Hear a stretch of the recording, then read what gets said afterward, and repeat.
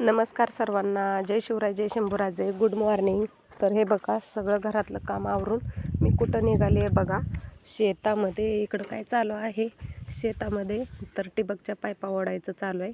तर आमचा ऊस राहिला होता, ऊस बांधायचं म्हणतात त्याला, खत वगैरे टाकायचा राहिला होता. आणि आमच्या अगोदर ही दोघं जण आली होती, बाल्या आणि बाल्याचा मित्र म्हणजे बाबू.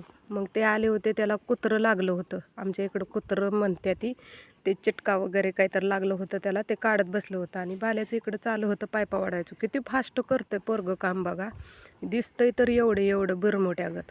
आणि नंतर काय दीदीला म्हणलं, बाबूला कुत्रं लागलंय, तुझं पण पाय पॅन्ट दुमडून घे.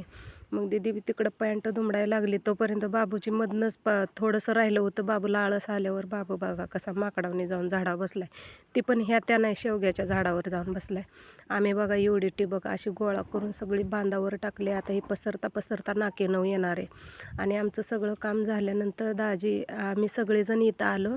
आणि त्यानंतर हे काहीतरी होतं इथं, टी वगैरे होता, हे घाण झालं होतं.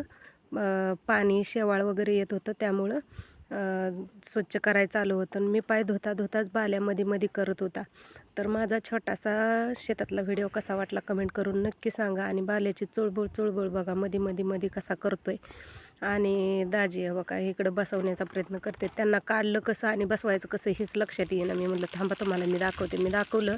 नंतर आम्ही घरी यायला निघालो. आपल्याला शेवगा लावायचा आहे आणि शेवग्याला ठिबक करायचं आहे. मग ती पायपाचा अंदाज घेत होते. आणि इकडून घ्यायला बघतोय तर काय इकडून का